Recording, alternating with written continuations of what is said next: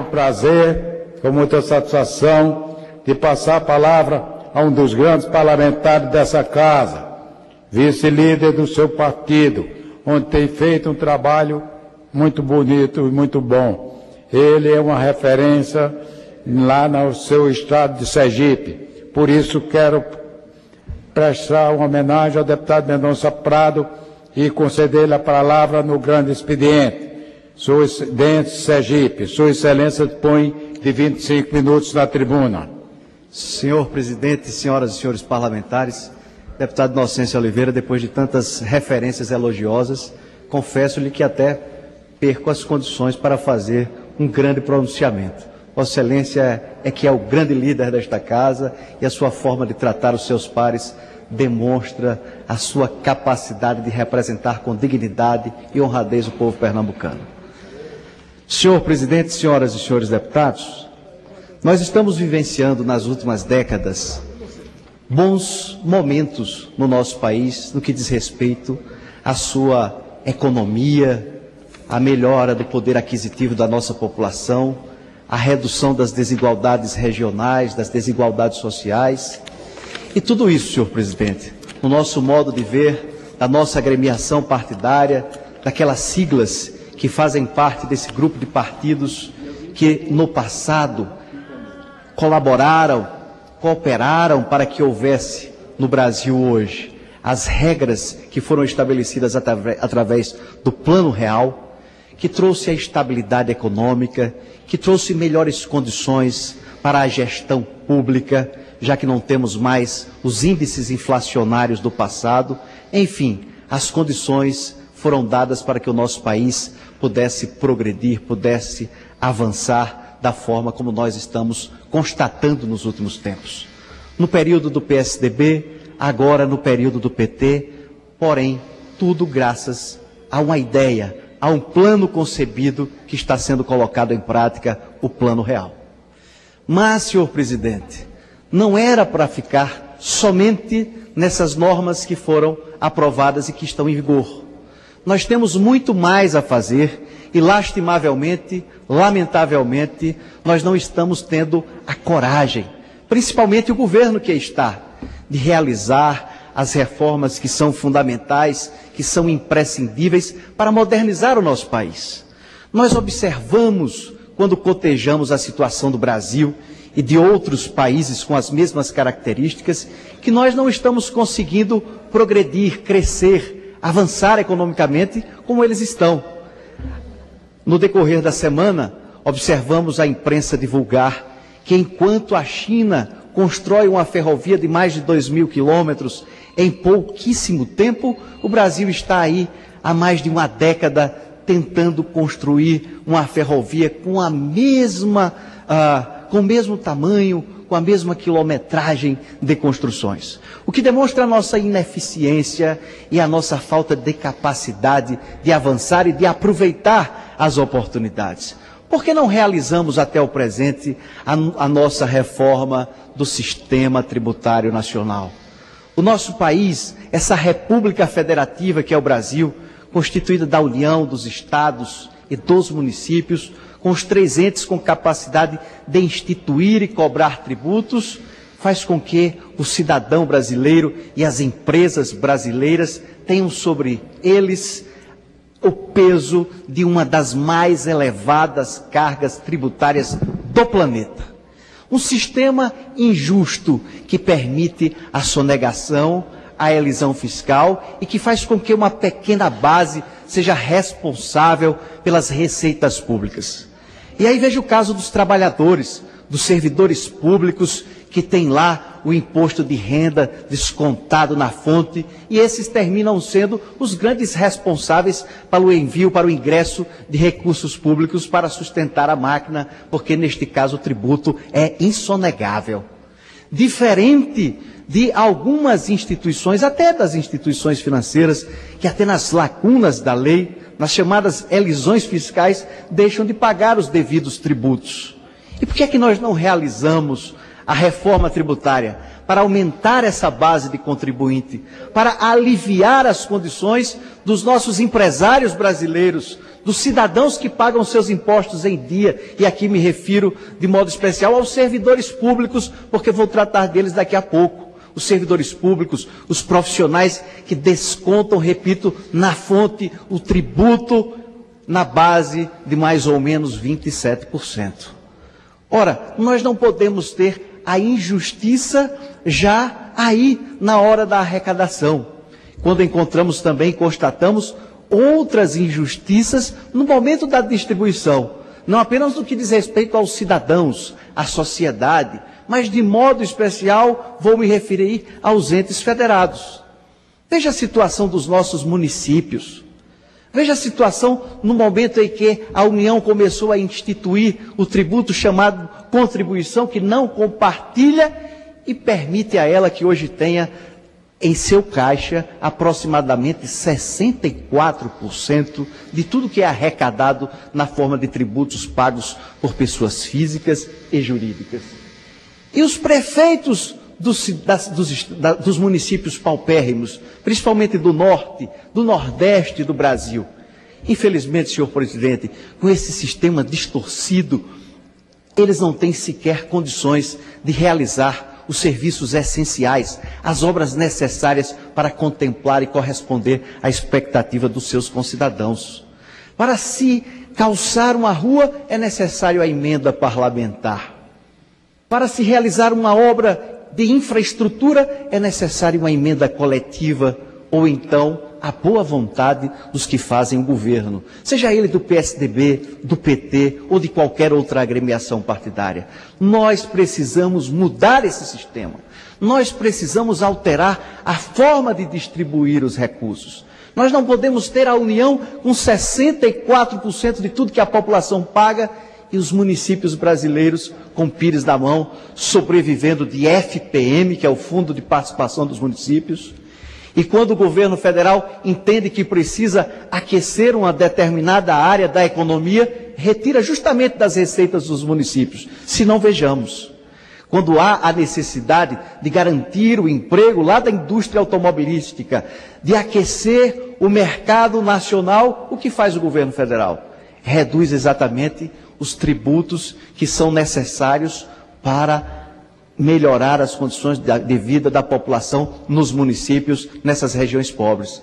É justamente o IPI e o IR que constituem o Fundo de Participação dos Municípios. É o governo federal, através do presidente ou da presidente, estabelecendo as normas que entendem prioritárias, mas dando prejuízos à municipalidade e também aos estados, que têm no FPE uma das suas receitas fundamentais para a realização de serviços de saúde, de segurança pública e para a realização de obras que são fundamentais para o desenvolvimento desses entes federados.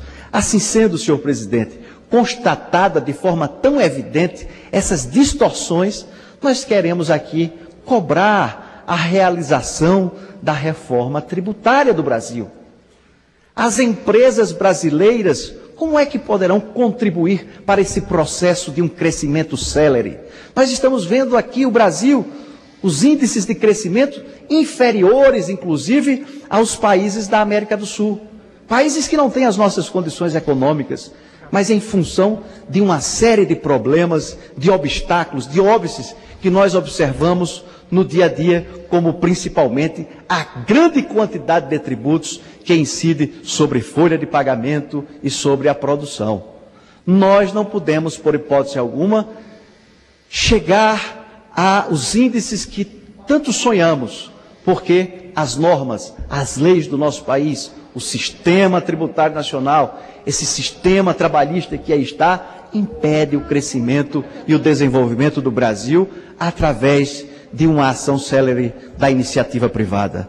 É difícil desenvolver dessa maneira, mas nós paramos no tempo e não realizamos a dita reforma do sistema tributário nacional. E continuamos com o contribuinte brasileiro penalizado com uma das cargas tributárias mais elevadas do planeta e estados e municípios, principalmente das regiões pobres, sem receitas suficientes para atender a população naqueles serviços que são essenciais. É por isso que nós temos aí serviços de saúde de péssima qualidade, falta de recursos, se obriga a municipalidade a cumprimento de deveres e a municipalidade não é dado o direito de realizar as suas ações por falta de recursos, por uma distribuição de receitas totalmente inconveniente, totalmente equivocada. E nós queremos, senhor presidente, então, tratar desse tema, cobrando do governo e cobrando da bancada governista a realização dessa reforma tão propalada nas campanhas eleitorais, tão prometida pela senhora presidente da República e que até o presente nós não tivemos a oportunidade de dar início a essa discussão que considero fundamental. Senhor presidente, senhoras e senhores parlamentares, o Brasil e o governo federal, como nós falávamos há pouco,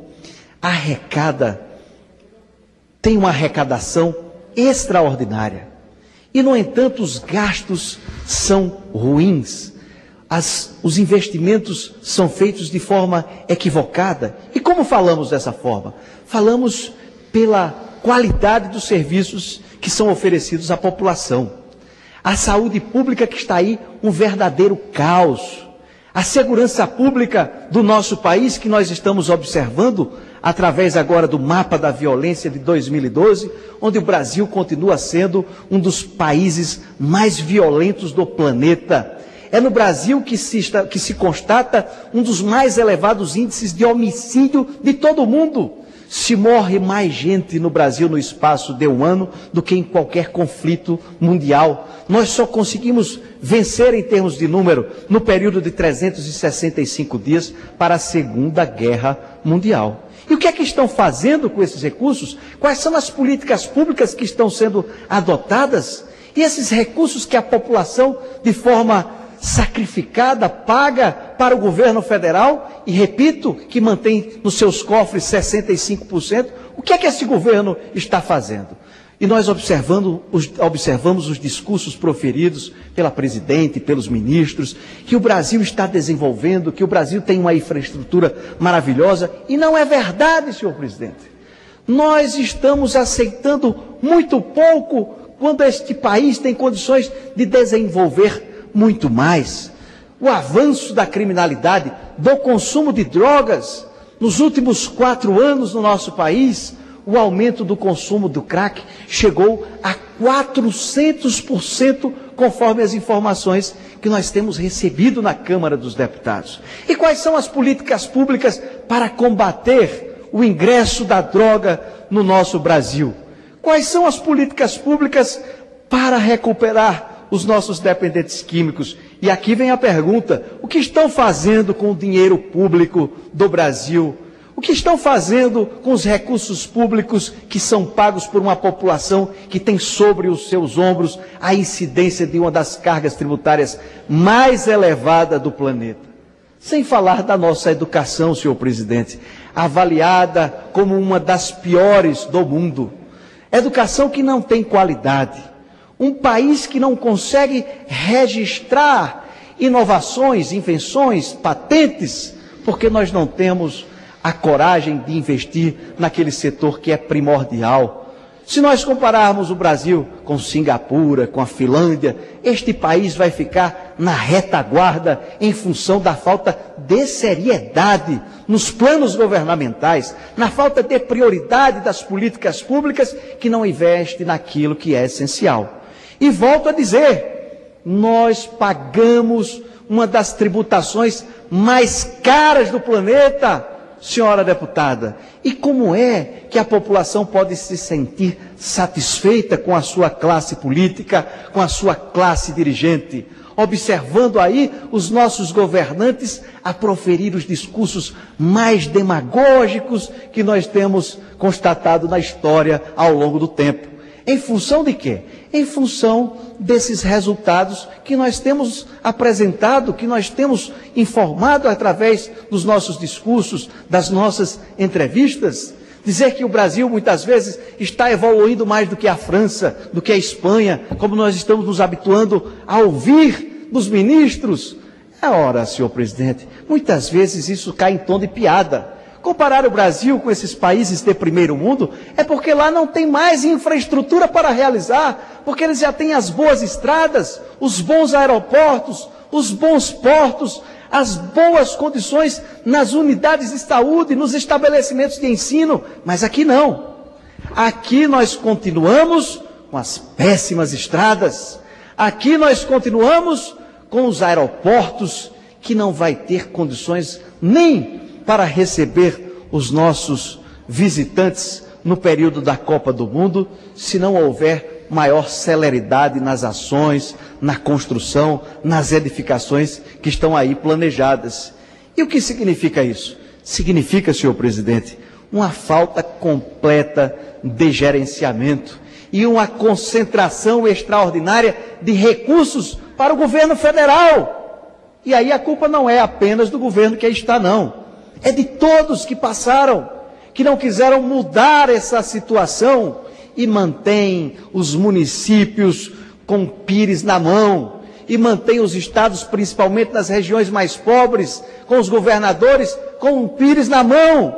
E nós temos que alterar, porque os entes federados, eles têm características idênticas, eles têm a autonomia política e administrativa, mas da forma como nós estamos vendo a execução do orçamento e o nosso sistema tributário, me parece que essa autonomia administrativa está apenas no texto da lei. Essa autonomia administrativa, ela não existe na prática, porque os prefeitos não conseguem corresponder à expectativa dos munícipes em função das distorções do nosso orçamento. E o que nós verificamos aqui na Câmara dos Deputados, no dia a dia dos debates, das discussões, é exatamente a situação da execução orçamentária. Disso que nós chamamos, senhor presidente, de peça fictícia, que é o orçamento, com previsões que não se concretizam em momento algum, e isso vem ao longo da história do nosso país, ao longo das décadas do nosso Brasil. Nós não conseguimos ter eficiência, capacidade gerencial, capacidade de gestão, e o volume de recursos do povo brasileiro é desperdiçado. E aí, senhor presidente, falo como parlamentar, como cidadão e como contribuinte. O desejo da nossa população de ter uma segurança, pagar tão caro para ter serviços de péssima qualidade, em todos os setores, em todas as áreas. Mas como o tempo está correndo, senhor presidente, eu quero dizer que esquecemos também de tratar da nossa reforma política. E nós, políticos, é que acabamos também sendo vítimas dessa desorganização de um sistema ruim, com a quantidade exorbitante de partidos políticos, sem um programa, sem um ideário, e esse amálgama de siglas que fazem com que as campanhas eleitorais não empolguem mais o eleitorado, que já não conhece mais os seus representantes, em função das alterações e das mudanças de rumo e de comportamento político, seja na política municipal, na política estadual ou na política nacional. E agora, com essas decisões do próprio Poder Judiciário, a facilidade de criação de novas siglas, essa forma como se faz política no nosso país, de se mudar de partido, de se mudar de ideia, de se mudar de concepção a todo instante, é algo reprovável, é algo abominável e que nós não podemos aceitar e precisamos exigir do nosso parlamento, dos nossos pares, que façamos imediatamente, mesmo agora, nas eleições municipais ou em seguida, nós precisamos dar início a um processo de reforma política eleitoral no nosso Brasil. A bagunça está generalizada, senhor presidente.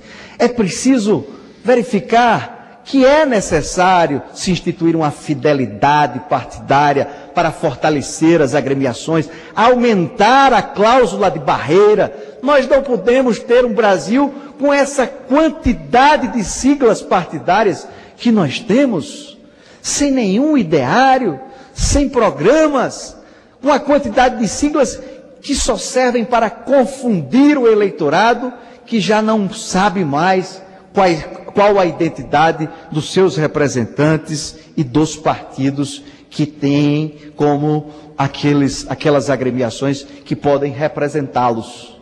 Então, senhor presidente, a reforma tributária, a reforma política, tão propalada nos nossos discursos, nas campanhas eleitorais, são peças que estão dormitando nas gavetas do Congresso Nacional e que nós, ao sairmos às ruas deste Brasil, nós vamos certamente pagar um preço alto em função da nossa inércia, da nossa inação e da falta de estímulo no processo legislativo.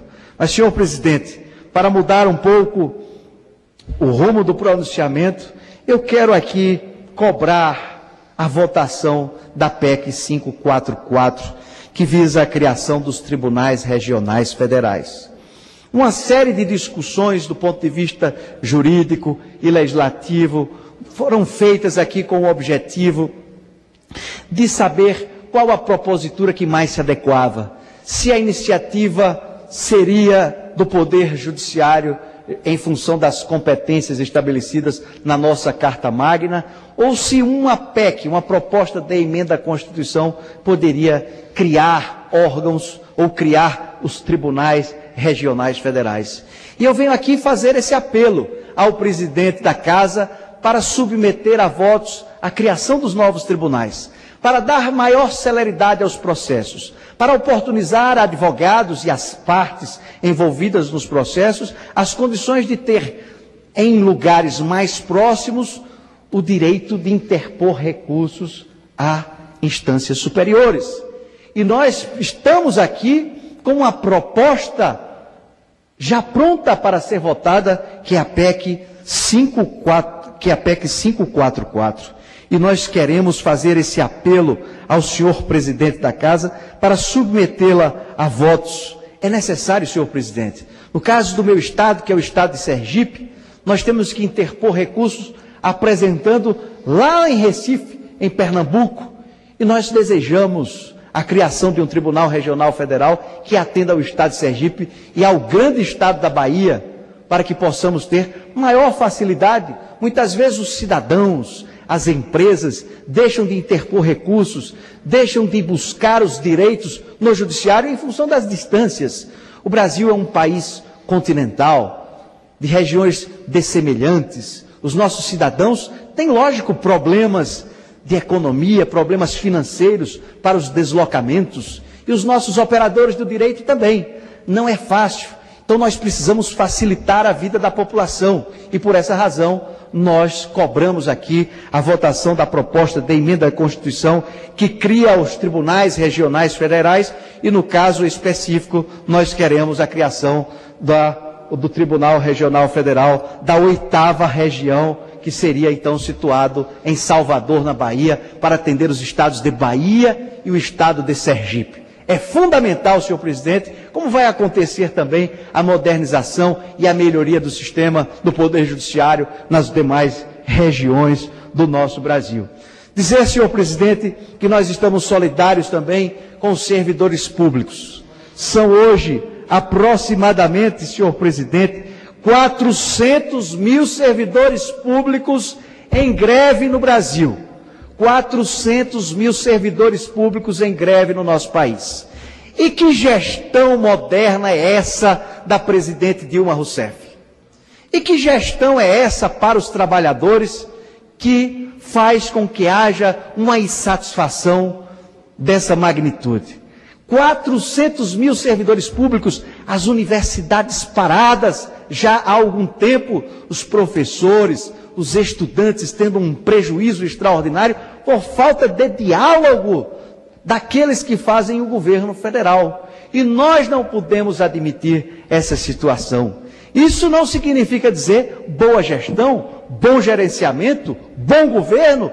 Isso significa dizer, senhor presidente, falta de compromissos com a sociedade e, de modo especial, com os servidores públicos do nosso Brasil. Do mesmo modo que se constata uma falta de compromissos com os aposentados do nosso país. Nós temos aí diversos temas que estão na pauta para ser votado e que eu não entendo que Congresso é esse que não cumpre as normas constitucionais. Por que é que nós não apreciamos o veto relacionado ao fator previdenciário que tanto tem prejudicado aposentados e pensionistas do nosso Brasil? Por que é que o Congresso Nacional não aprecia os vetos na forma da Constituição do Brasil? Se nós não respeitamos a Constituição, nós não podemos cobrar de absolutamente ninguém. E esse é o poder legislativo, esse é o poder legislativo. Nós que integramos a Câmara dos Deputados e o Senado da República, nós temos o dever e a obrigação de cumprir as normas constitucionais e as normas regimentais. Assim sendo, senhor presidente, eu agradeço a atenção de Vossa Excelência e dos demais colegas.